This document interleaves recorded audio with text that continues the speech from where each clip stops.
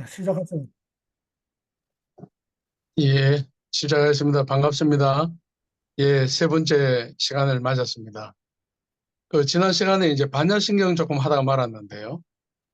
그, 붓다가 불교를 시작할 때는 핵심은 인간이 어떻게 고난으로부터 탈출할 수 있을 것인가.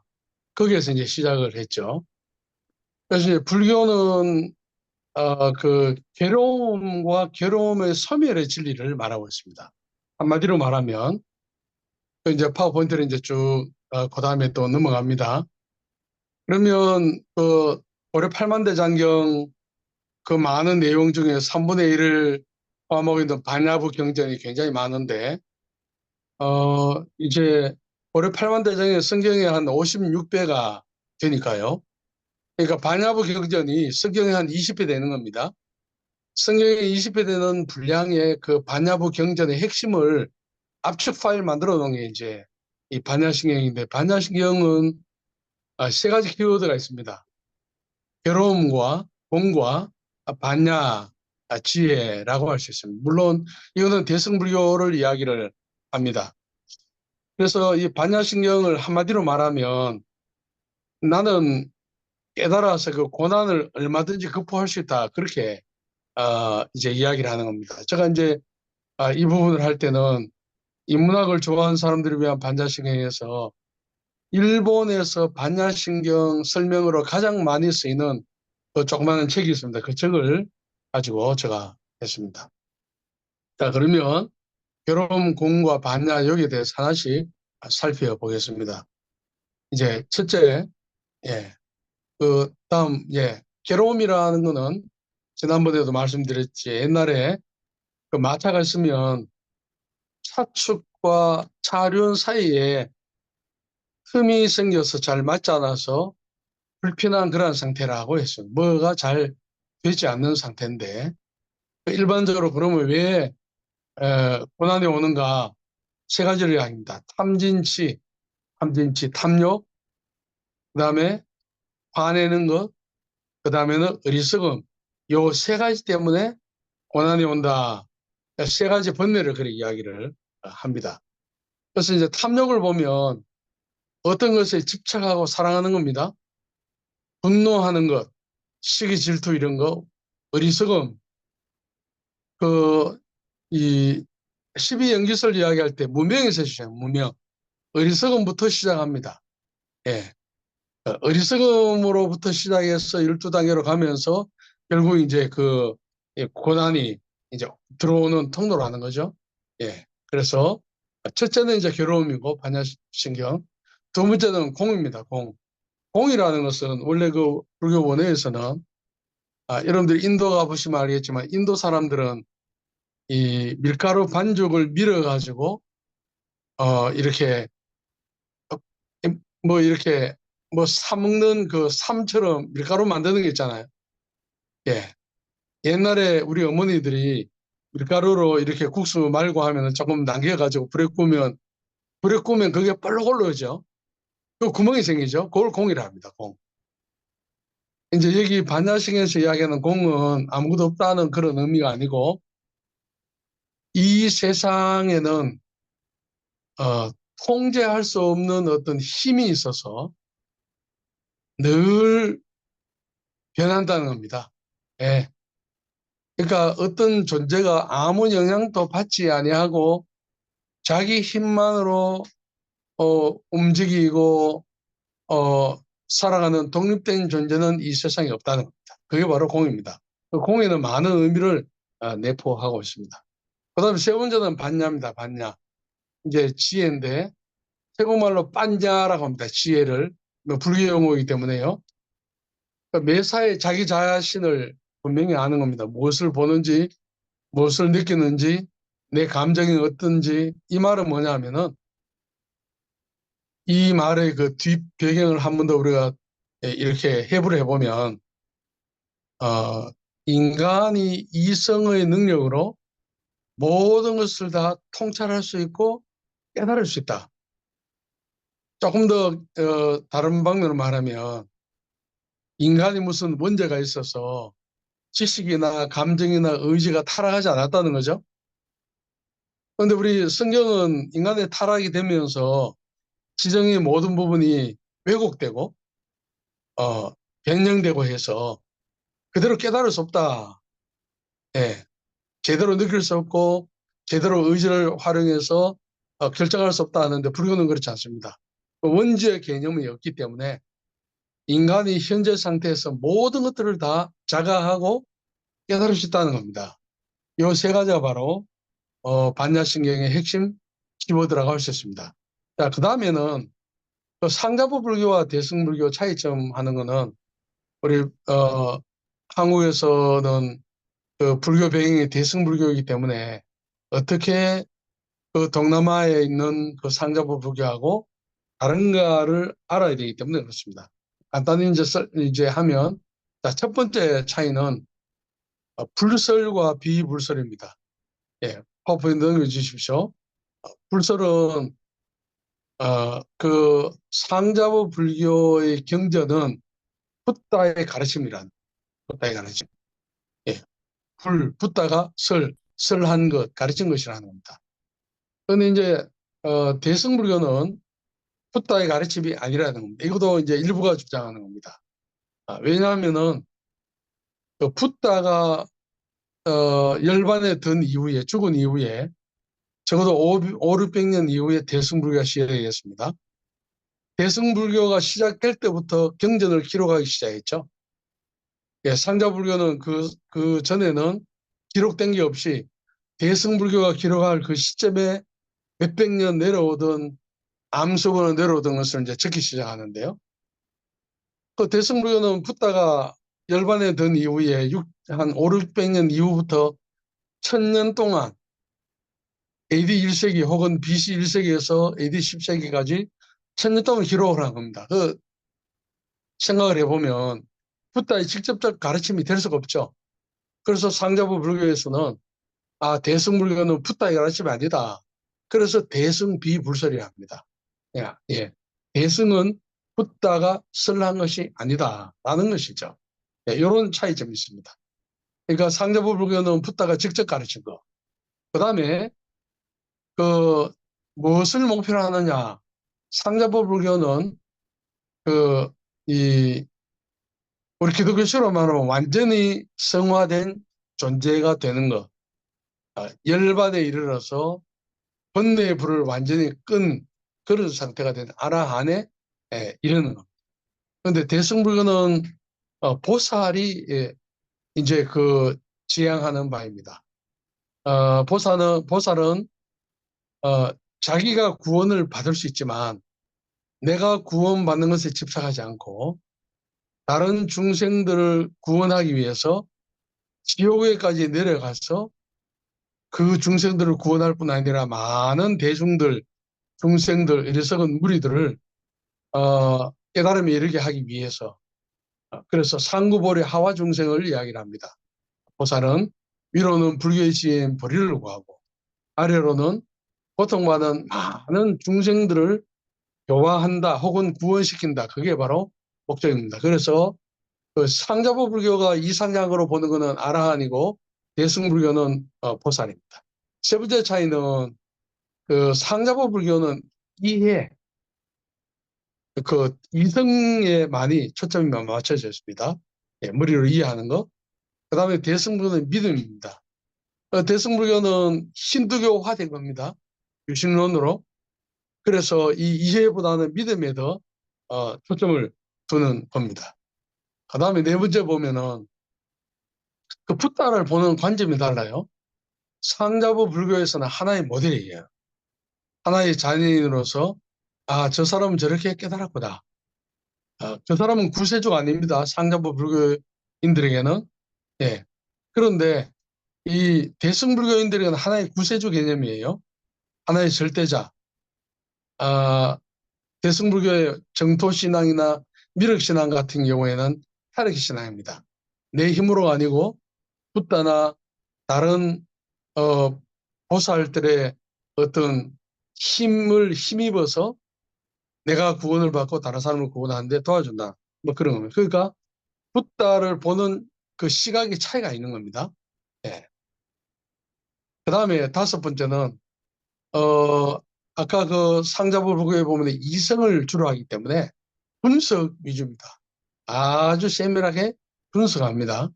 그런데 대승불교는 믿음이기 때문에 직관적으로 통찰, 예, 예, 직관적인 것이 좀 다릅니다. 예, 그 다음에는, 아까, 그, 원래 붓다는 인간의 감성에 호소하기 위해서 뭐 그림을 그린다든지, 뭐 음악을 사용한다든지, 뭐 무슨 분위기를 조성하는 그런 걸 못하겠습니다. 근데 대승불교는 그렇지 않습니다.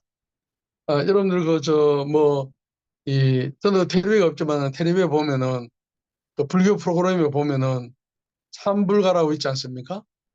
그리고 이 대승불교는 이 안에 아주 화려하게 꾸밉니다. 예, 인간의 감성을 자극하는. 예, 원래 붓다는 그런 것을 반대했지만은 예, 그런 것들이 다릅니다. 예. 그다음에 이제 어, 성교지 민속불교라고 되어 있는데 예. 그다음 그림에 보면 그 성교지에 가다 보면 그 불교의 모습이 불교만 있는 게 아닙니다. 예, 그림에 보면 제가 직접 찍은 것도 있지만 예, 이런저런 것들을 이렇게 보면 특별히 동남아나 불교 국가에 가면은 저런 다양한 모습들이 있습니다. 그러니까 정통 불교가 아니라는 거죠. 그래서 선교사들이 어려운 게 뭐냐면은 불교를 공부를 해도 또 다른 걸 또 공부를 해야 돼요. 예, 그 나라 불교. 다섯 개 나라가 있다면 다섯 개 나라 불교가 다 다른 거죠. 뿌리는 같지만은 실제로 나타나는 현상은 다 다른 겁니다. 여기 보면은 다양한 것들이 있습니다. 자, 그럼 간단히 한번 살펴보겠습니다. 예. 그 선교사의 중요한 의무는 뭐냐 하면 현지인들의 마음속에 다시 말하면 현지인들의 그 마음에 켜켜이 쌓여 있는 것들이 뭐 있는가 많이 가라앉아 있는 거죠. 급으로 말하면 예. 그 집으로 말하면 이, 이 페인트 칠을 하도 오래 많이 해가지고 덕지덕지해서 많이 이렇게 중첩되어 있는 거죠. 성지순례를 하다 보면 저는 아직 이스라엘을 못 가봤지만요. 그런 이야기를 하지 않습니까? 이스라엘 발굴을 해보면 그게 무너지는데 또 집을 짓고 무너지는데 또 집을 짓고 하다 보니까 파고 내려가다 보면은 이 시대마다 어떤 유물이 나온다 하잖아요. 그런 것처럼 사람들의 마음이 켜켜이 많이 중첩되고 혼란스럽게 되어 있기 때문에 또 우리가 바르게 복음을 전해도 알아듣지를 못하는 겁니다. 예. 그래서 선교사는 그 사람들의 마음속에 그 자리 잡고 있는 가치관이나 행동 양식이나 모든 것들을 아주 통찰을 해서 그들의 마음 중심에 뭐가 있는지를 알려고 하면 그들이 신봉하고 있는 그 민속화된 포크 부디즘을 이해를 하지 않고는 복음을 효과적으로 전하는 건 불가능합니다. 네. 자, 그 다음에 이제 보면 그 인도차이나 반도 5개 국가의 불교에 제가 이제 이렇게 만들어 봤습니다. 미얀마 불교는 미얀마, 태국, 라오스, 캄보디아는 상자부 불교. 베트남은 예승불교, 중국의 영향을 가장 많이 받고 유교도 있고. 그런데 미얀마는 나신앙, 태국은 뭐 귀신인 비신앙, 브라만교, 라오스도 또 이 바이시 혹은 관신앙, 태국과 비슷합니다. 예. 캄보디아는 네악다 신앙, 베트남 같은 경우에는 조상숭배라고 해서 이 불교의 기반 위에 다른 것들이 많이 믹스돼서 미얀마 불교하고 태국 불교는 전혀 다릅니다. 완전히 다릅니다. 예. 자, 그 다음에 하나씩 살펴보도록 하겠습니다. 자, 미얀마의 민속 신앙 보면은 불교 도입 이전부터 낫이라는 존재가 있었습니다. 낫이 아주 많았는데 역사적으로 오면서 어느 시대에 와서는 너무 많으니까 37개의 어떤 공식적인 낫을 제정을 했습니다. 결정을 했습니다. 자, 그 다음에 낫이 뭐냐? 불교가 미얀마에 전래되기 이전부터 자연과 조산과 영웅 숭배하고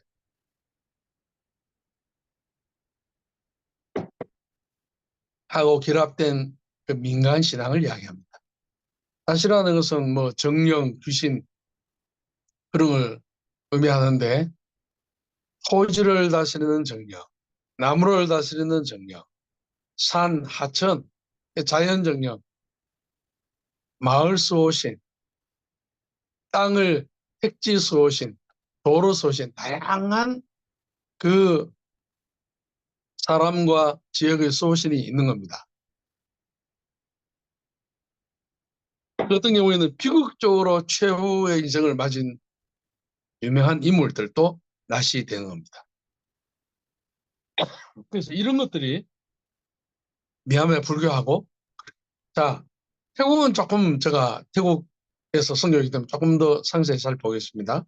태국 불교는 어떠냐? 자, 태국 불교를 역사적으로 보면 기존의 조상 대대로 내려오던 정령숭배가 있고,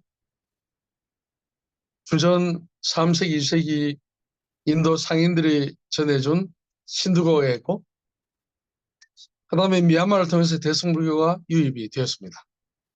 네. 그리고 난 뒤에 13세기에 람카맹 대왕이라고 있습니다.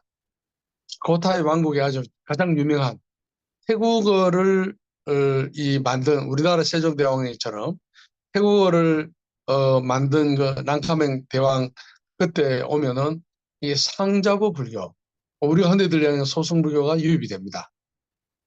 그래서 이 태국의 불교를 할 때는 이 네 개가 양파 껍질처럼 양파 껍질을 보면 안부터 겉으로 오면서 계속 이 중첩돼서 되지 않습니까? 어, 겹겹이 있지 않습니까? 그런 것처럼 이 중층적 구조, 포개져 있는 그런 구조로 돼 있어서 아주 복잡하다는 겁니다. 그러니까 태국 사람들이 인식을 못하죠. 태국 일반 사람들에게 전도할 때. 이게 워낙 이게 중첩이 되어서 중복적으로 믹스되어 있고 화학적인 반응이 일어나서 불교도 아닌 것으로 되어 있기 때문에 그 마음의 문을 여는 것은 보통이 아닙니다.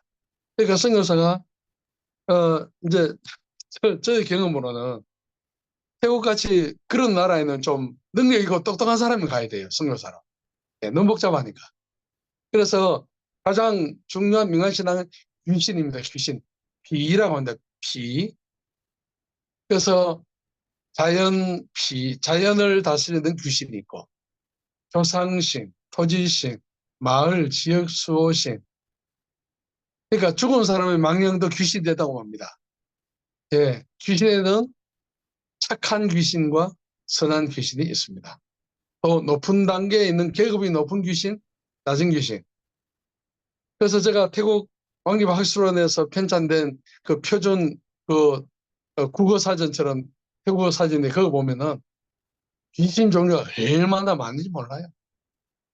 아이를 낳다가 죽은 사사나를 낳게 되면은 거기 붙는 귀신, 상자가 썩어 문드러지는 귀신, 뭐 온갖 귀신들이 많습니다.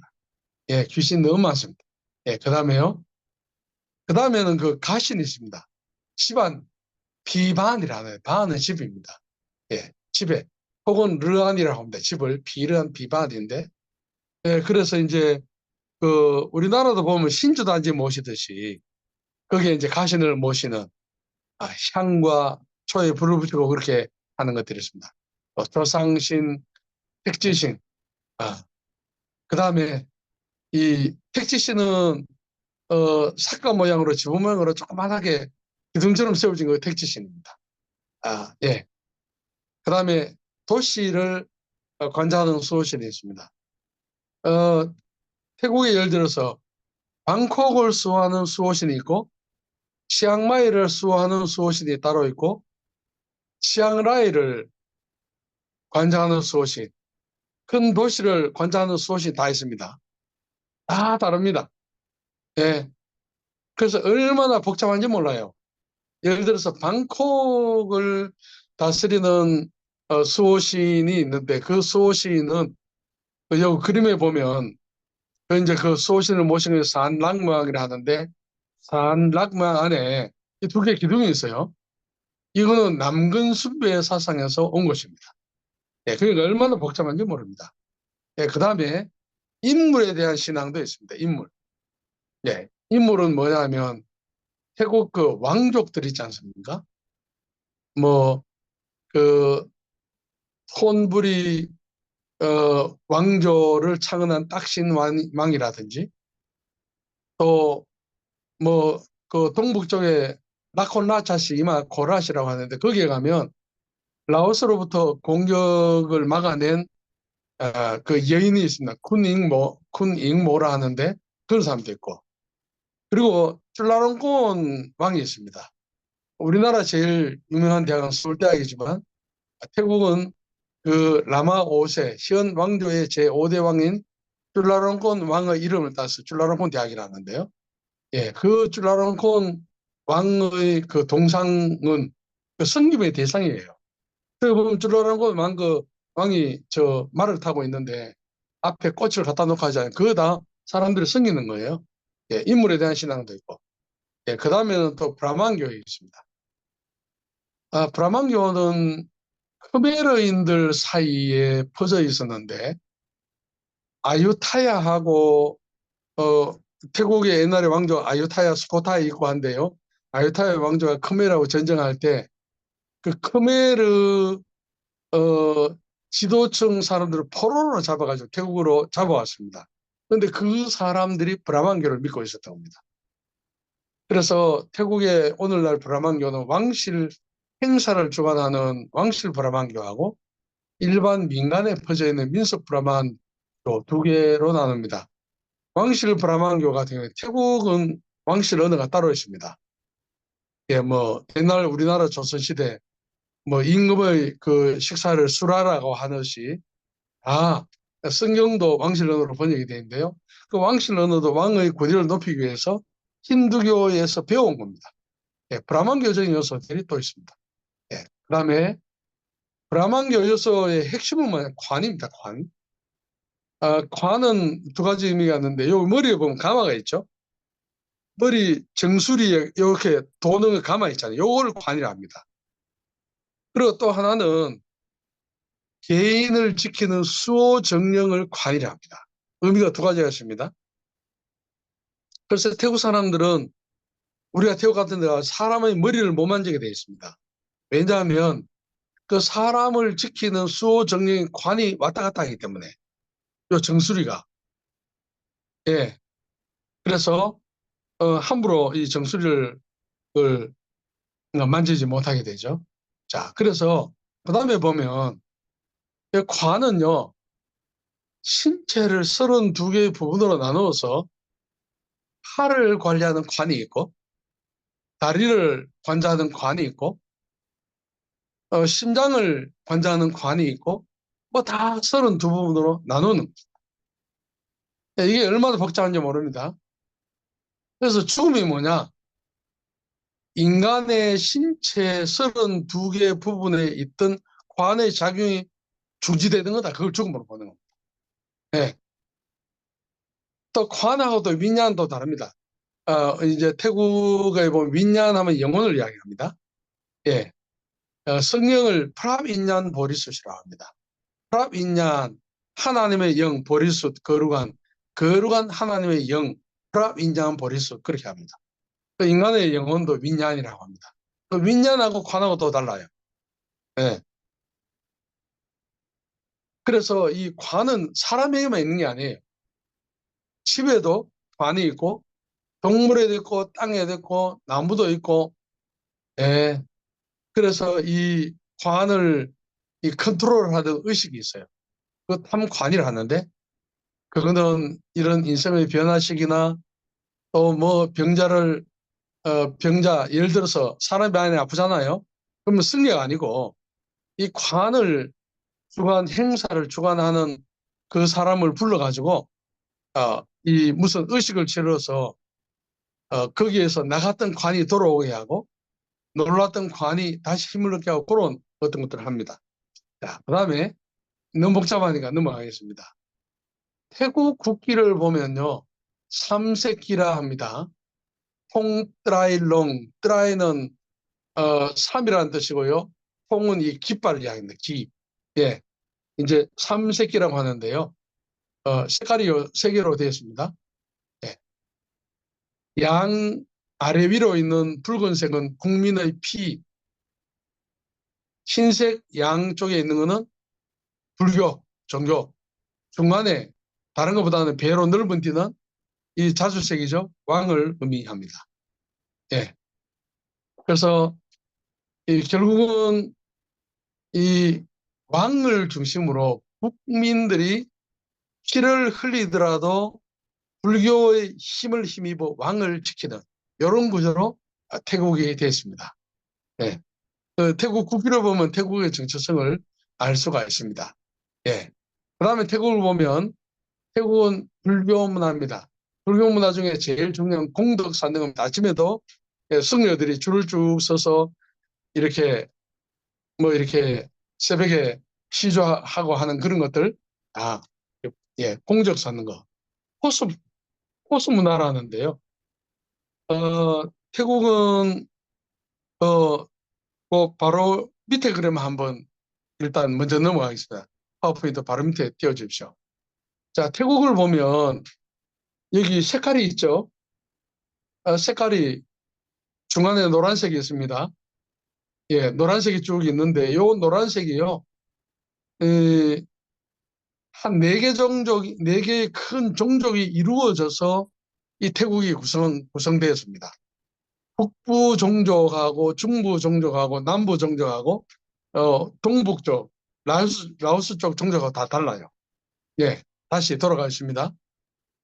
그래서 호수 문화라는 건 뭐냐면 호수는 계곡에서 흘러 들어오는 물이 이쪽 저쪽 호수가 다 이렇게 모이지 않습니까? 그런 것처럼 태국은 여러 갈래에서 들어온 종족, 문화, 종교가 다 만나서 태국을 이루고 있다는.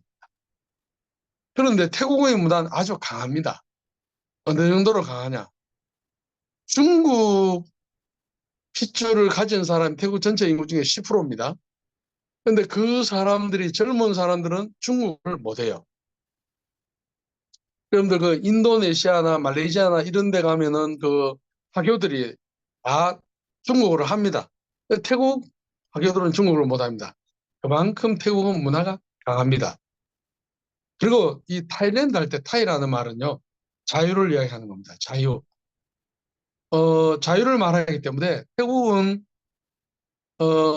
동남아시아뿐 아니고 아시아 지역에서 그 유일하게 서구 열강의 침략을 받지 않은 유일한 나라입니다. 그들의 외교 전략은 뭐냐면은 팔 다리는 잘려나가도 몸뚱어리만 보존하면 된다라는 그것 때문에요. 자유가 얼마나 중요한지 그들에게 이제 알 수 있는 거는요. 아낙네들이 어린아이들에게 밥을 먹입니다. 뭐 서너 살 되면 아장아장 걸어다니면서 놀잖아요. 그러면 그 태국 엄마들은 다 밥그릇 있죠. 밥그릇을 가지고 다닙니다. 아이에게. 밥그릇을 가지고 다니면서 숟가락하고 아이가 한 5분 뛰어놀다가 자기가 먹고 싶을 때 아이가 와서 먹습니다. 그건 뭐냐면은 태국 아이들은 어릴 때부터 자유를 주는 겁니다. 밥 먹는 것도 서양 사람들처럼 야 지금은 식사 시간이야.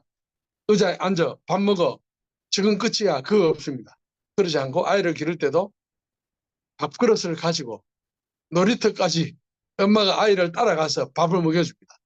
그러니까 태국 사람들의 이 피에는요, 모든 세포에는 자유가 충만합니다. 그러니까 태국 사람들은 자존심을 상하게 한다든지 그렇게 하면 절대 안 합니다. 늘 웃고 하지만은 그 속에는요, 이 자아가 아주 강합니다. 예. 그 다음에요. 그래서 아까 제가 말씀드릴 때 팔다리는 잘려나가도 몸뚱이는 보존하면 살 수 있다고 했는데요. 이 태국 땅을 보고 위에는 미얀마, 아래 말레이시아는 영국이 지배했죠. 오른쪽 라오스, 캄보디아, 베트남은 프랑스가 지배했습니다. 자, 여기 연도가 나와 있습니다. 이거는 태국이 땅을 주었다가 또 다시 돌려받았다가 그런 걸 많이 그랬습니다. 원래 라오스도 태국이 점령을 했습니다. 근데 프랑스한테 준 겁니다. 예, 그 연도가 다 적혀 있습니다. 그만큼, 자, 태국 사람들은요, 이 상징, 우리는 소나무죠, 지죠. 소나무는 독야청정, 예, 이 몸이 죽고 죽어 100번 고쳐 죽어도 임양한 일편단심은 변하지 않는 겁니다. 예, 근데 태국은 그렇죠. 반대면 반대. 태국은 대나무 외교입니다.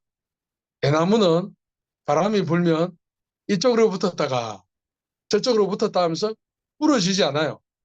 예, 바람의 방향에 따라서 왔다 갔다 해도 자기는 잃어보지 않고 이쪽 저쪽 붙는 게 자연스러워요. 태국 사람에게 지혜로운 건요, 그 독야청청 그 지조를 지키는 게 아닙니다. 예, 유리한 쪽으로 붙어가지고 자유를 지키는 거예요. 예, 그 다음에요. 자, 태국인들은 미소가 있습니다. 왜 미소를 지느냐? 풍요롭기 때문에.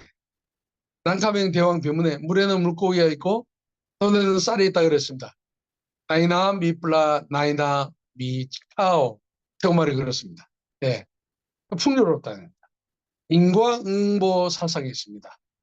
예, 심은 대로 거둔다. 파 심은 데 판다고 콩 심은 데 판단다. 이런 이 업보 사상이 있습니다. 예, 그 다음에 보면 태국 불교를 보면은 생활 일상화된 불교입니다. 일상화된 불교라는 게 뭐냐면은 지식적으로 교리적으로 아는 불교가 아니고요. 어릴 때부터 이 땅에 태어나서부터 새벽부터 승려들이 집 앞을 와서 이렇게 불자들로부터 이 시주를 하고 아침에 공양을 예 일반 사람들이 공양을 하고 이런 것들이 새벽부터 진행이 됩니다. 사회 전체 아침부터 저녁까지 전부 다 불교 중심으로 돌아가요. 예. 그래서 이 불교라는 것이 생활에 전체 몸에 배어 있다는 겁니다. 예. 그 묵은 지처럼 물에 담아놔도 빠지지 않는 겁니다. 예. 그 다음에요, 생활화된 불교. 그 다음에 공덕지향적인 불교입니다. 공덕지향적인 불교요. 그 행위구원입니다. 행위구원. 내가 선한 일을 한 것만큼 내 업이 좋은 업이 쌓인다는 겁니다. 몸으로 행한 업, 입으로 행한 업, 뜻으로 마음으로 행한 업, 신업, 구업, 의업. 아침에 일어나서부터 저녁에 잘 때까지 내가 행한 모든 것이 선악간에 분별이 돼서 공도로 쌓인다는 겁니다. 태어나서 죽을 때까지. 예. 다음 생에는 현 생애의 업에 의해서 다음 생애가 결정되고 뭐 이런 겁니다. 예. 그래서 하나님의 은혜를 설명하기가 너무 힘듭니다. 설명해도 못 알아듣습니다. 예. 공덕지향적인 불교. 자, 그러면 태국인들의 일상 속에 어떤 공덕을 쌓는가? 절에 가서 설법을 듣는다든지 또 절마당에 불상에 날씨가 더우니까 물을 끼얹고 또 하여튼 뭐 이런저런 아침에 탁발 공양을 한다든지 사원을 건축한다든지 불탑을 세운다든지 이런 것들이 바로 공덕을 많이 쌓는 것이다 라고 이야기를 합니다. 예. 그런 것들이 늘 매몰되어 있습니다. 늘 공덕 쌓기를 원합니다. 그 다음에 태국 불교는 주술지향적인 어, 민간신앙하고 충돌 없이 이 스팝, 싱크레티즘으로 섞여서 혼합되어 있습니다. 예.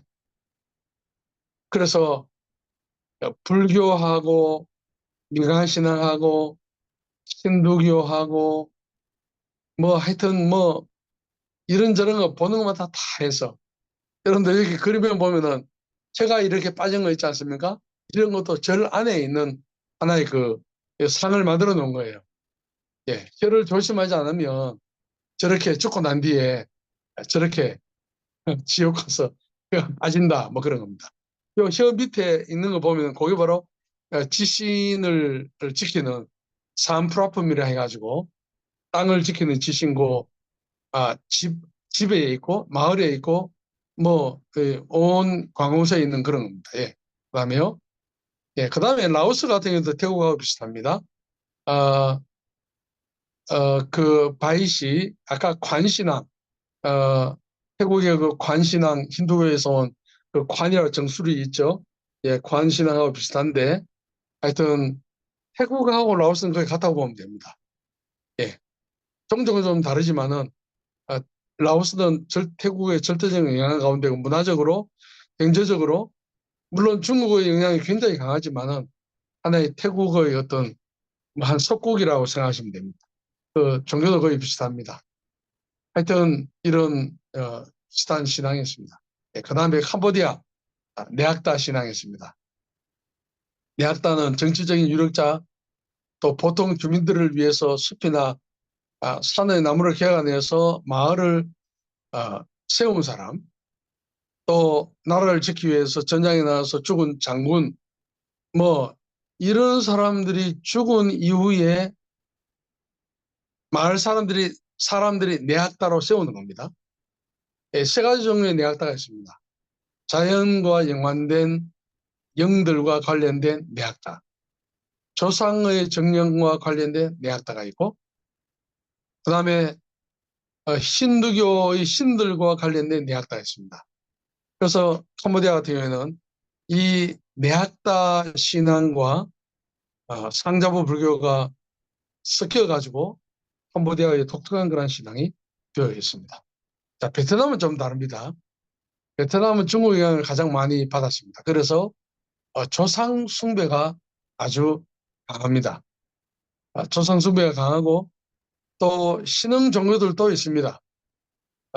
그래서 유교, 불교, 기독교, 도교, 이슬람 신앙을 다 절충해서 만든 것.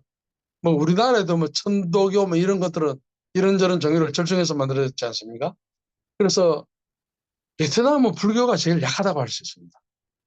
조상 숭배라든지 다른 신흥 종교가 강하고 또 하나는 베트남은 과거 전쟁을 많이 겪으면서 불교 뿌리가 많이 흔들리고 그다음에 조상적부터 중국의 영향이 강하기 때문에 그 유교적인 조상 숭배적인 그런 것들이 많이 강하는 것을 볼 수가 있습니다.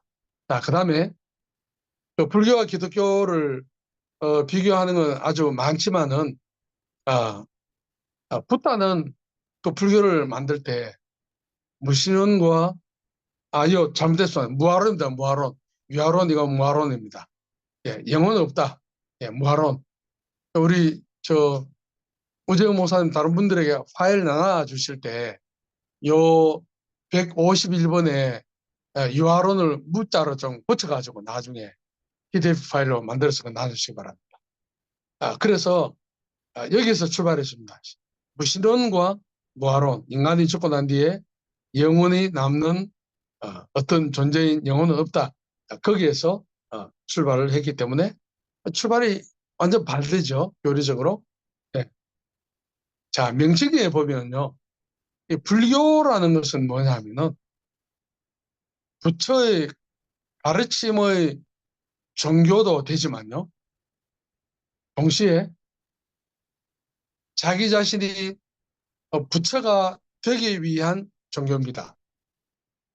예, 그 다음 그 파워포인트 넘겨주십시오. 예. 부처의 가르침에 대한 종교지만 자기가 부처가 되기 위한 종교입니다. 우리 기도할 때 그리스도를 이야기하잖아요. 기독교는 내가 그리스도가 되기 위한 종교가 아니잖아요. 그리스도를 믿고 의지하고 우러러보고 신앙하는 그런 것입니다. 그게 바랍니다. 명칭에서부터 벌써 차이가 많이 나는 겁니다. 그래서 그 강남 포교원장 성열 스님은 자기 책에서 이런 이야기를 했습니다.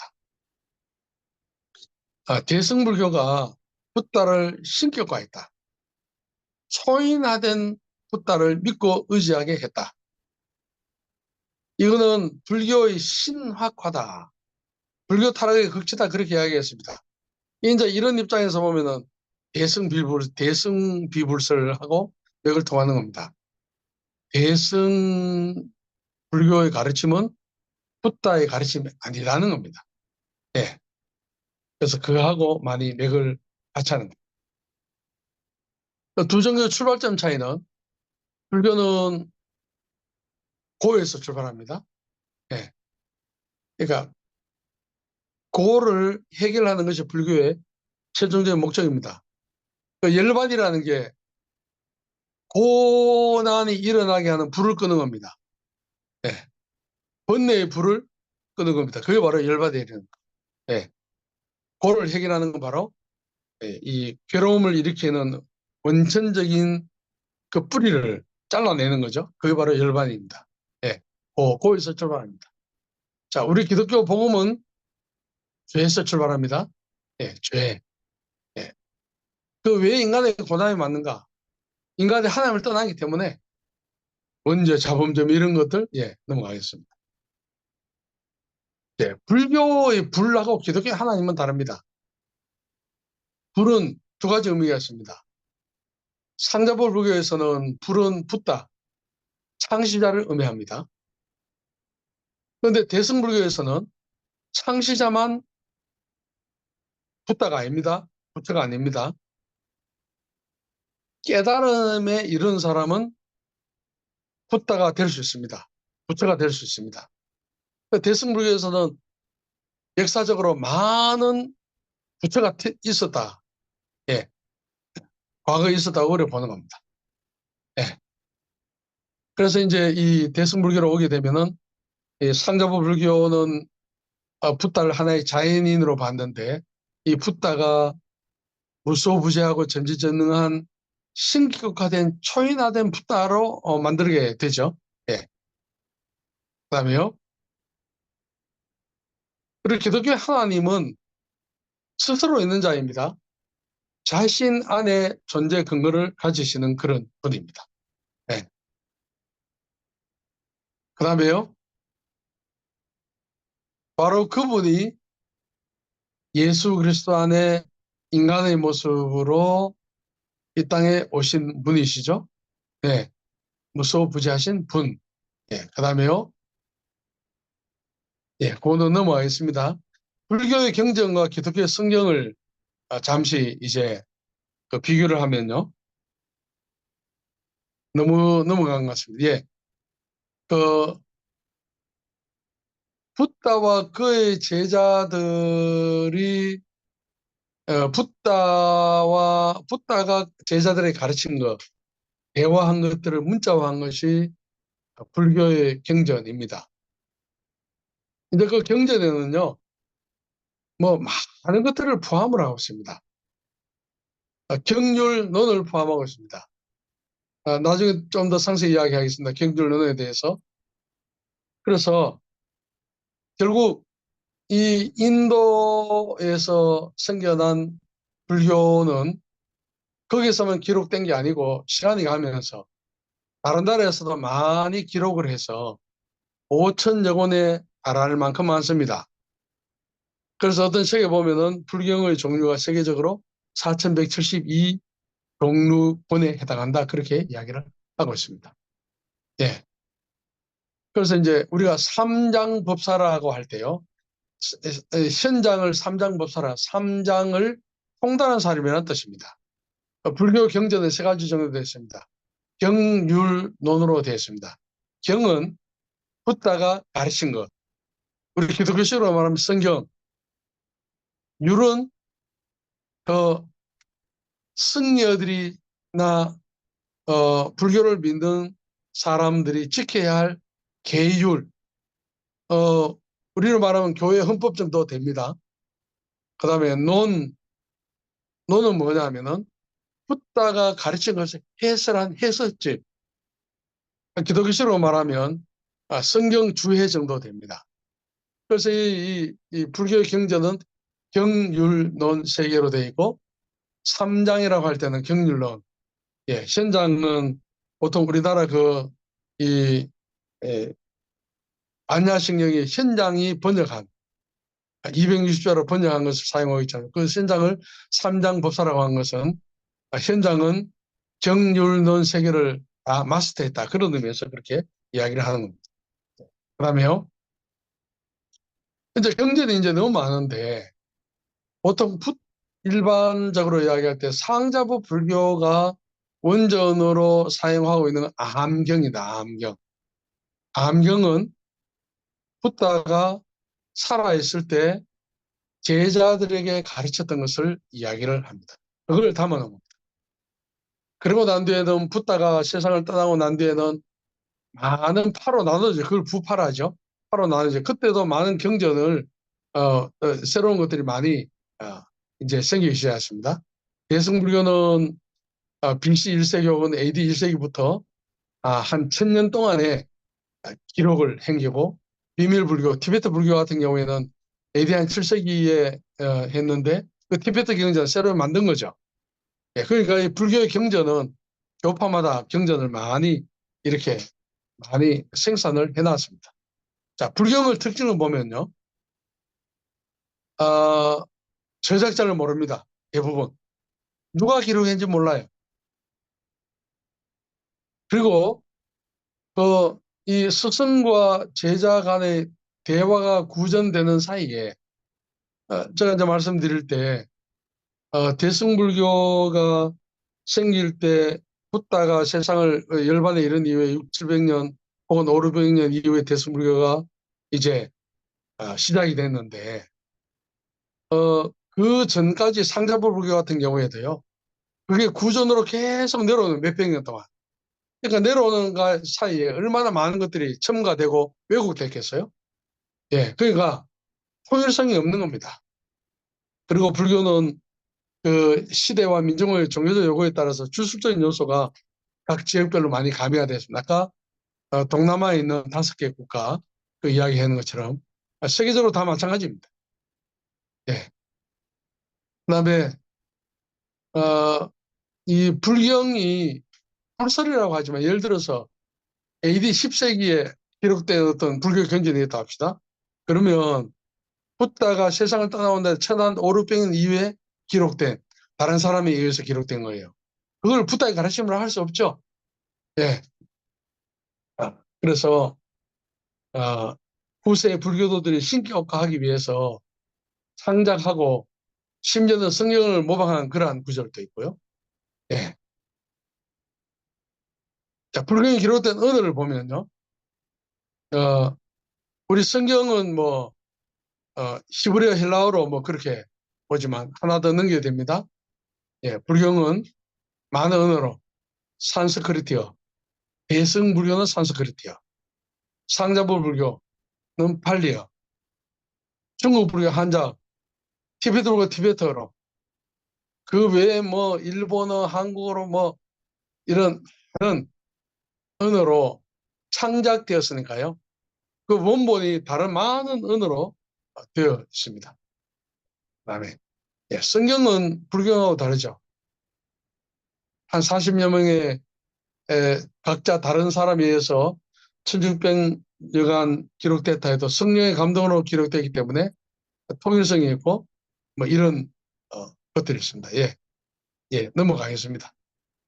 예, 자, 불교와 기독의 핵심 키워드는 다른 것은 불교는 자비고 기독교는 사랑입니다. 이 불교인들은 생각할 때 기독교를 오해합니다. 사랑. 그 사랑을 어떻게 생각하냐면은 붓다가 깨달음에 이르기 전에 집착하는 그런 상태를 사랑으로 표현합니다. 네. 그러니까 요한복음 4장 10절이 복음의 핵심이죠. 하나님의 세상을 사랑했다 하면은 불교에서는 붓다가 깨달음에 이르기 전에 무언가 집착하고 있는 그런 상태에 있는 것이 하나님이라는 존재다. 그럼 그런 존재는 아직도 욕망을 버리지 못하기 때문에 저급한 시대이다. 그렇게 보는 겁니다. 그래 오해를 해요. 예. 특별히 동남아 같은 데 가면 다 합니다. 예. 그래서 해탈이다 일반의 이런 존재는 더 이상 사람이나 세상이나 물질에 대한 어떤 애착, 탐착, 갈래가 없는 것이다. 예. 그런데 기독교의 하나님은 아직도 그런 애착, 애욕을 가지고 있다.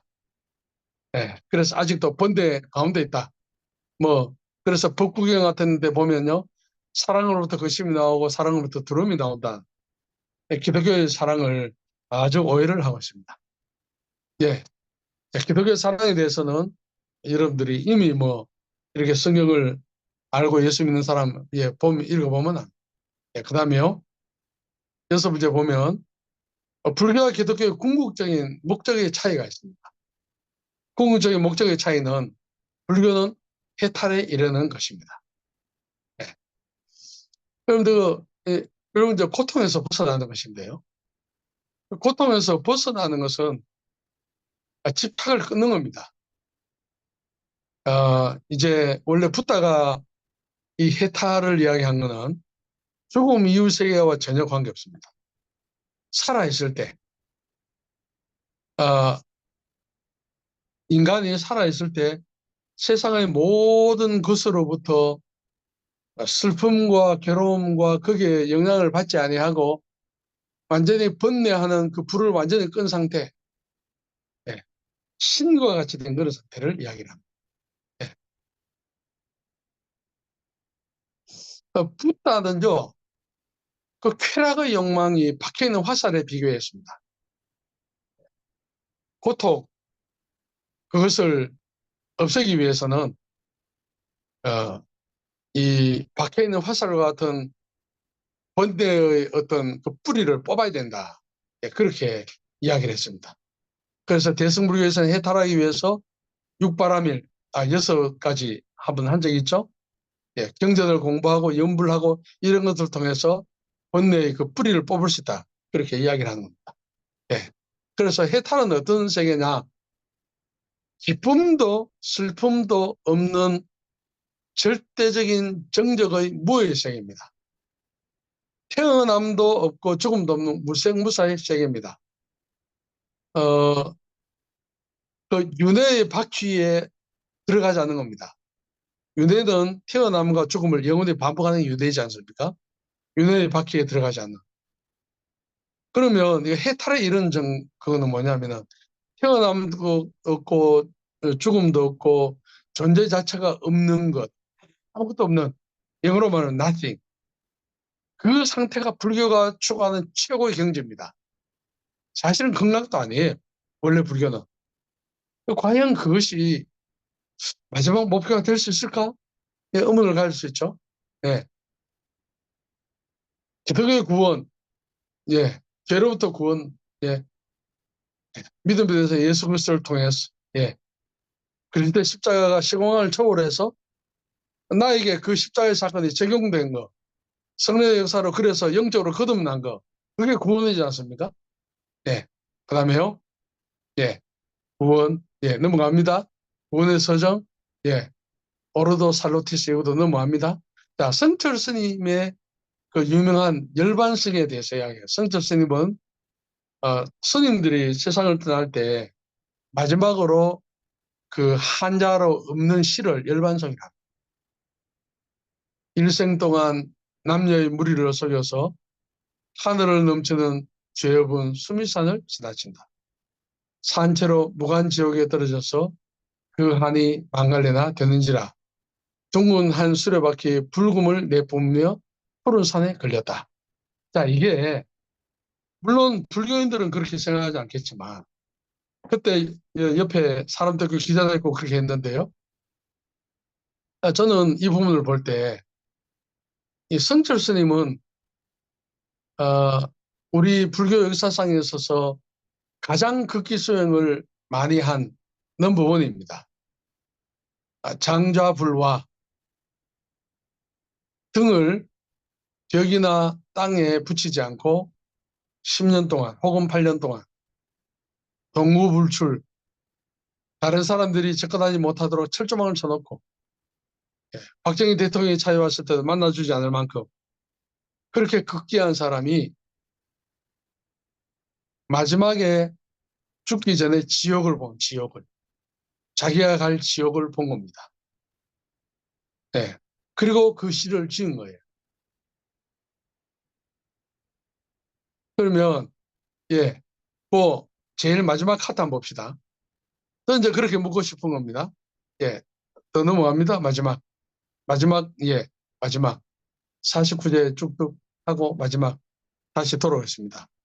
예, 그 성틀 스님조차도 어 그렇게 자기를 극기한 그러한 분도 예, 그 한 카트 더 넘겨주십시오. 어, 사실 구원을 못 받았죠.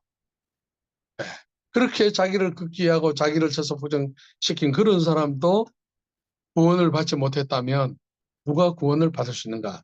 그래서 이제 그 복음주의 성취론을 이야기하는 겁니다. 붓다가 이루지 못했던, 업을 성취하지 못했던 불교가 최종적으로 어, 그 해결하고자 하는 그 모든 것들은 예수 그리스도가 이미 다 성취했다. 예. 자, 그 다음에 그 앞에 부분 넘어가겠습니다. 이제 흔히들 그 뭐 49제라는 이야기를 하도 많이 하니까 요것만 제가 설명을 하겠습니다. 불교에서는 사람이 죽은 날로부터 49일 동안 7일째마다 다음 세계로 윤회할 수 있는 기회가 있다. 7실49 7번에 윤회할 수 있는 기회가 있다고 보기 때문에 사망 후 7일째마다 무슨 의식을 치릅니다. 그 마지막 49일에는 많은 돈을 들여서 많은 행사를 합니다.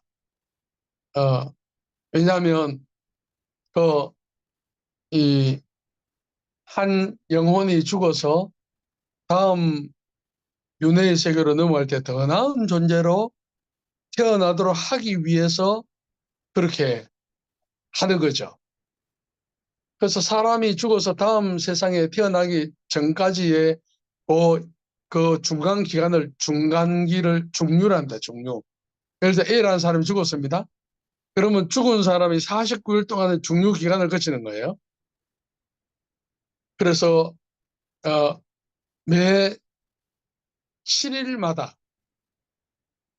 7번이나 명부시왕을 밑에 제가 토를 달아놨습니다. 불교에서 죽은 자를 심판하는 10명의 왕, 예, 시왕이 10왕입니다. 중국 도교와 한국 민속 뭐 이런 거 다 합해서 이런 왕들이 10명의 왕들이 계속해서 그 죽은 영혼을 심판하기 때문에 제사를 지내든지 불공을 드린다 이렇게 해서 그 사람의 다음의 어떤 세계를 다음의 윤회의 세계를 한 단계 업그레이드 시킨다. 뭐 그런 겁니다. 예, 오늘 사실 요 정도로 했습니다. 사실은 그 책의 뒷부분은 전혀 하지 못했습니다. 예, 그 전략 부분 전혀 하지 못하고 불교 부분만 하게 됐습니다. 예, 제가 잠시 물 한 잔 먹고 예, 하겠습니다. 아이고, 예, 수고 많으셨네요. 예.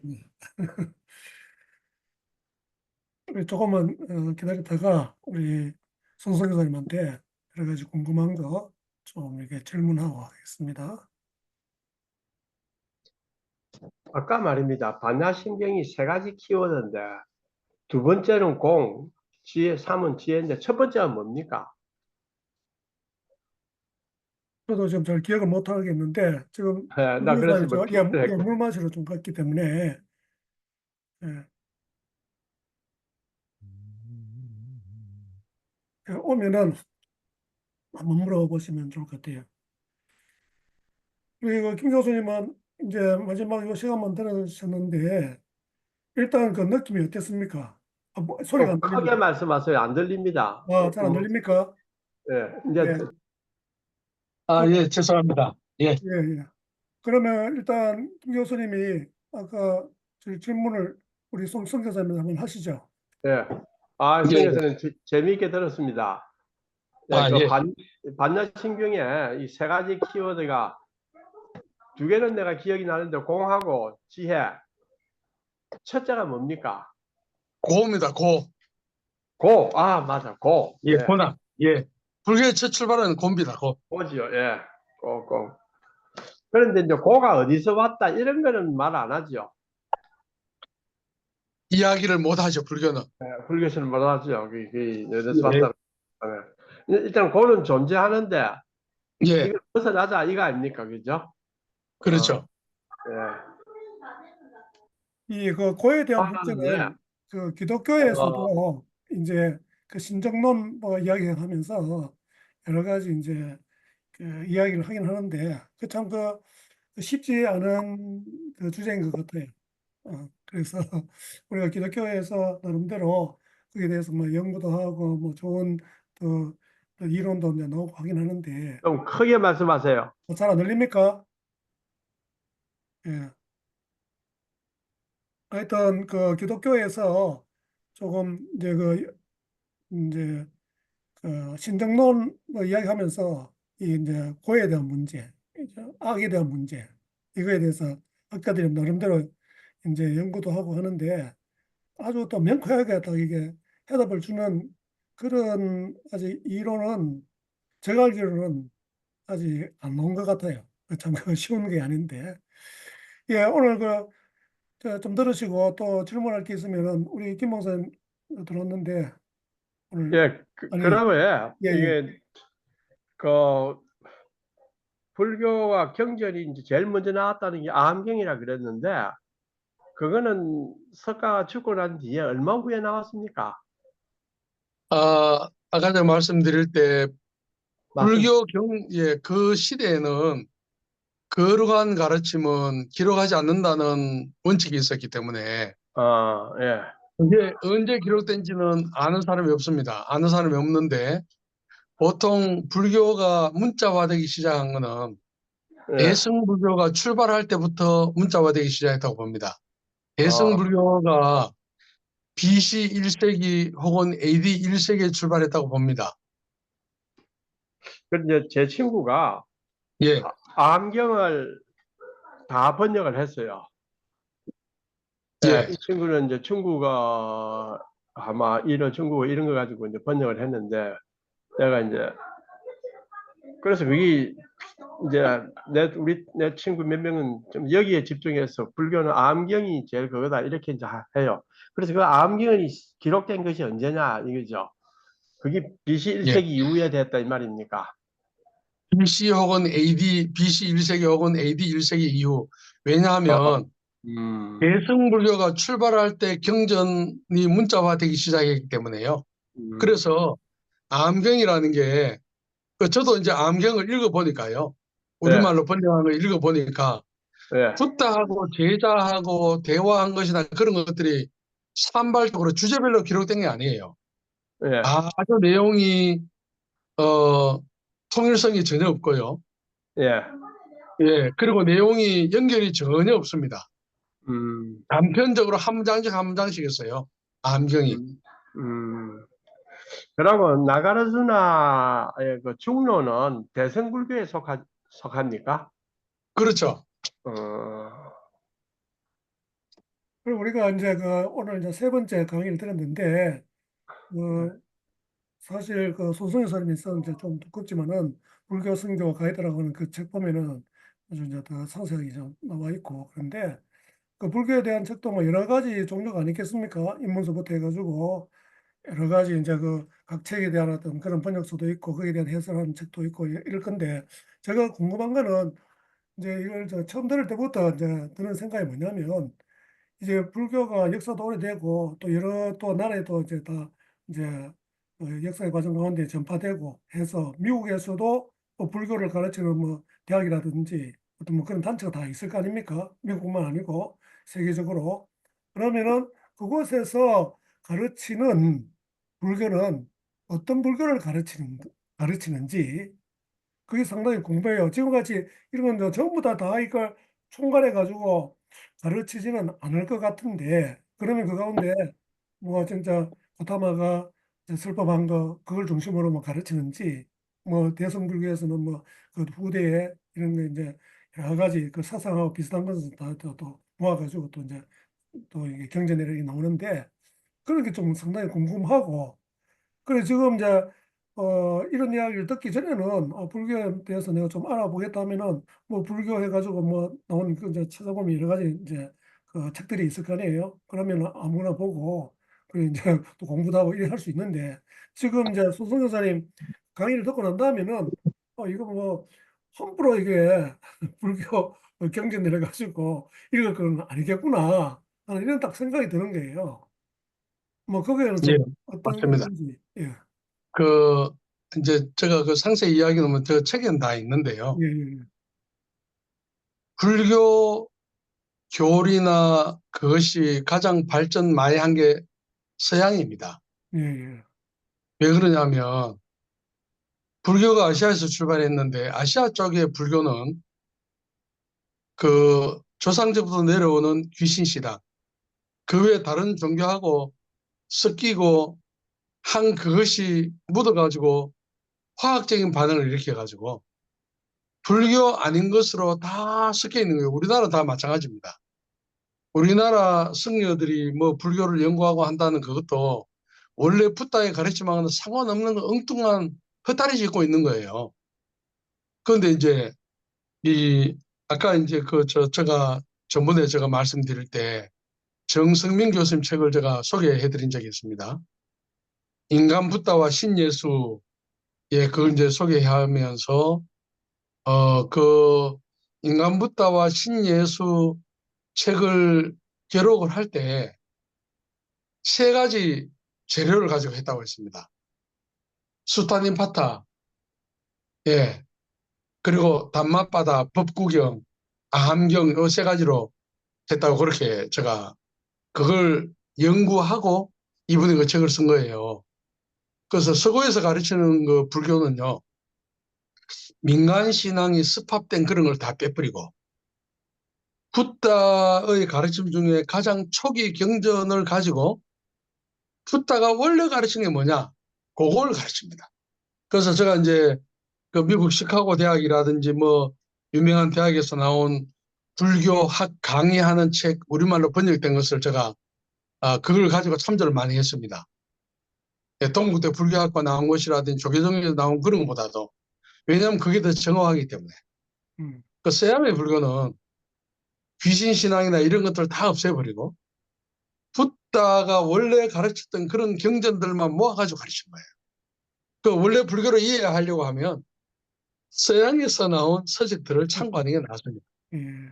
아이러니죠? 그러면 이제 서구에서 우리나라에 이제 불교를 배우기 위해서 이제 유학도 오기도 하고 또 승려들이 이제 여기 와서 또 뭐 승려가 되기도 하고 뭐 이런 경우가 있잖아요. 그러면 그 사람들은 어, 지금 이제 소승 선생님 이야기한 그 말에 근거해서 판단하자면은 올바른 그 불교를 배우지 못했다. 뭐 이렇게 볼 그렇죠. 수도 있겠죠. 예, 예. 우리나라 불교 자체가 음, 대승 비불설이니까 대승불교는 붓다의 가르침이 아니니까 음, 우리나라 와서 불교를 배우고 한다 해도 그 사람들도 제대로 된 불교 못 보이겠죠? 음, 붓다의 원래 가르침을 강조하는 게 아니니까. 예, 그래서 요즘은 승려들이나 불자들 사이에 깨달음이 일어나는 것 중에 뭐냐? 붓다의 원래 가르침 뭐냐? 음, 그래서 사람들이 암경을 찾는 거예요. 음. 우리 김동일 목사님 뭐 혹시 좀 질문할 게 있습니까? 예, 강의 참 잘 듣고 있습니다. 제가 손승모 선교사님 강의에 오늘 이제 여기 줌으로 참여한 것은 오늘이 처음인데요. 그 전에 강의하신 것을 이렇게 아주 그 재미있게 그리고 또 주의 있게 시청을 하고 있습니다.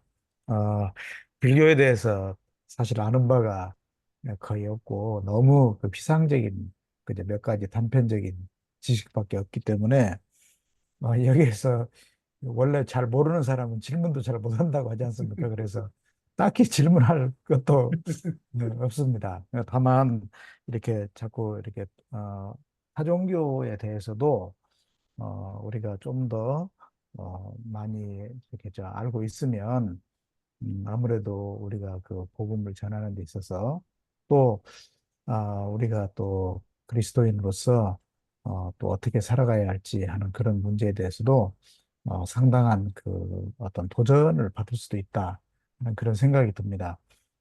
다만 이제 제가 그뭐 불교의 교리라든지 이런 것은 잘 모르겠는데요.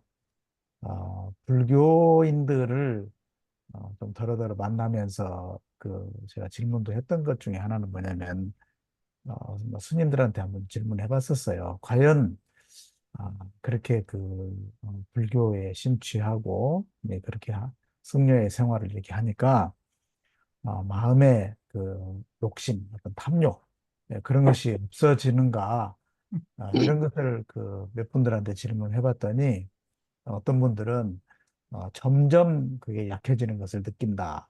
네, 이렇게 답하시는 분들도 있고 어떤 분들은 단호하게 그게 거의 없다.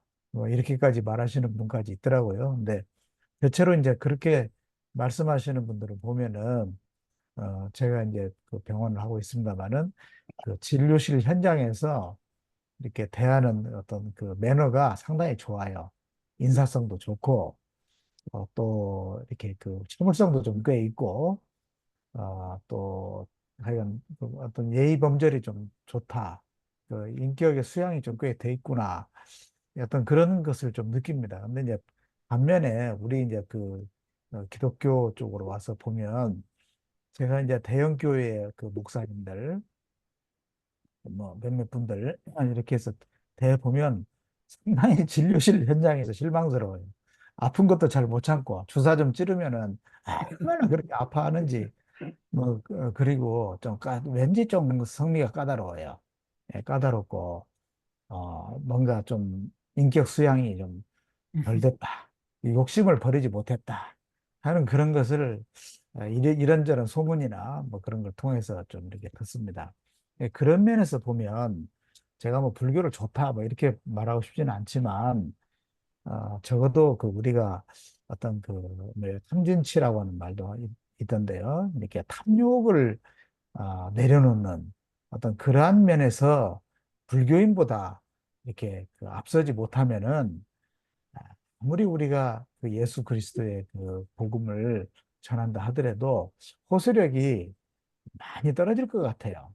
네, 그래서 요즘 이제 기독교계에 일어나는 입에 담을 수도 없는 어떤 불미스러운 그런 일들을 이렇게 접할 때마다 과연 우리가 정말 인간과 세상의 구원의 복음 진리를 말하는데 그런 복음의 진리를 체험했는가? 그 복음 진리를 소유한 사람 맞는가? 하는 그런 자성을 좀 하게 되는 이제 그런 면이 좀 있습니다. 네, 이상입니다. 예, 감사합니다. 사실 저는 이제 이게 이제 세 차례 이제 뭐 이제 한 시간씩 해서 예, 총 한 180분, 뭐 한 200분 이렇게 가까이 이제 강의를 듣는데 이것만 해도 내가 그동안 불교를 너무 몰랐구나, 너무 피상적으로 알고 있었구나 이런 일단 그 깨달음을 이제 얻게 되었고 그러면서 또 한 가지는 이제 이 불교의 교리라든지 그동안에 이제 불교에서 사람들이 해온 여러 가지 어떤 그런 것들을 이제 공부하면서 아 이거 불교를 좀 공부할 필요가 있는 이유가 뭐냐면은 반면교사로 좀 삼으면 좋겠다 하는 이런 또 생각이 좀 들었습니다. 예. 그래서 이제 거기에 어떤 부정적인 이제 이런 면 이제 그런 것을 우리가 이제 통해서 이제 우리 교훈을 받을 때 이제 반면교사 이런 말을 쓰는데 아니면 이제 또 긍정적인 그런 면 우리가 이제 뭐 행위로 구원받는 건 아니지만 그래도 우리가 이제 불교 기독교에서도 우리가 지금 이제 리얼 크리스천 그걸 하잖아요. 근데 그거 보면은 이제 우리가 그동안에 복음에 대한 이제 오해 이런 게 많이 있었다 하는 걸 이제 설명도 해주는데 우리 또 이제 마지막 이제 21일 날 이제 마지막 이제 세 번째 그러니까 이제 유튜브를 통해서 이제 또 공부도 하게 되는데 사실은 그 기독교에 보면은 그 불교에서 좀 추구하고자 하는 어떤 그런德행이라든지 어떤 선한 어떤 삶이라든지 이런 것 자체가 이미 기독교의 믿음이라고 하는 그 안에 그게 다 이제 포괄되어 있고 그래서 그것이 이제 우리 삶에 이제 나타나야 되는 이것이 이제 우리 삶의 과제인데 그런 걸 통해 가지고 참 불교도 우리 주위에 또 보면은 제가 전도하려다 보면은 또 이제 불교 신자들이 가끔 있어요. 그래서 그분들은 그냥 또 쉽게 뭐 그런 건 아닌 것 같고, 나름대로 그런 이제 생각과 또 뜻이 있어가지고 이제 그렇게 나름대로 신앙생활 하는 사람이 있더라고요. 그러면 그 사람들한테 오히려 이제 불교의 그 진면목이 뭔가 하는 것을 좀 잘 이야기해 줄 수 있는 그런 또 좋은 기회가 이제 된 것 같고, 아무튼 우리 불교하고 기독교 이제 비교해 보니까 너무 이제 차이가 많이 나는 이런 걸 좀 이렇게 느낄 수 있었는데, 어쨌든 귀한 강의 너무 감사하고요. 우리 예, 수고, 방금 예, 우리 그 말씀하신 그 불교 쪽에 있는 사람들이 좀 점잖고 환자로 왔을 때 좀 덜 소란스럽고 이제 그런 이야기를 하셨는데, 저 이제 그 부분에 있어서 정말 방금 지적하신 것이 이 복음을 천박하게 만드는 것은 복음이 몸에 익지 않고 체화되지 않은 인간의 책임이라고 저는 봅니다. 예를 들어서 태국에서 제일 큰 죄는 화내는 죄예요. 어떤 죄보다도. 음, 그 선교사가 현지인들에게 화를 하면 됐다. 그런 거 현지인은 저 인간은 우리 동네에 있는 스님보다 훨 못하는 인간이라 화를 냈기 때문에 그들의 가치관에 의하면. 그러니까 배울 게 없는 거죠. 더 이상. 졌다고 나오는데 저기 구원이 있을까? 그래 보는 거죠. 이제 그런 같은 맥락에서 보면은 그 본위 회퍼가 이야기한 값산 복음, 값산 구원 그하고도 연결되어서 한국의 특별히 그 개신교가 매너나 교양이나 그런 부분에 있어서 한쪽만 너무 지나치게 치우쳐서 강조함으로 그 예수 그리스도를 닮은 모습이 성령의 열매로 나타나는 게 너무 부족하고 은사는 나타나는데 막 사역은 해 나가는데 그냥 조폭과 같이 그렇게 변한 그런 어떤 모습들이 좀 슬픈 우리 그리스도인의 자화상이 아닌가.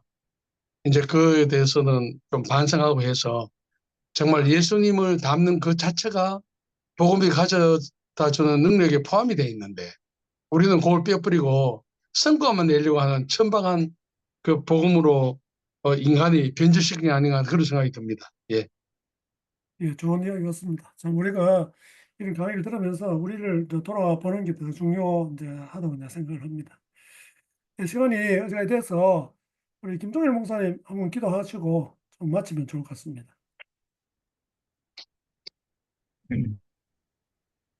다음에는 기도시키면 안 들어오겠습니다. 예, 알겠습니다. 기도 안 시킬 테니까 이제 매번 들어오세요. 네, 하나님 감사합니다.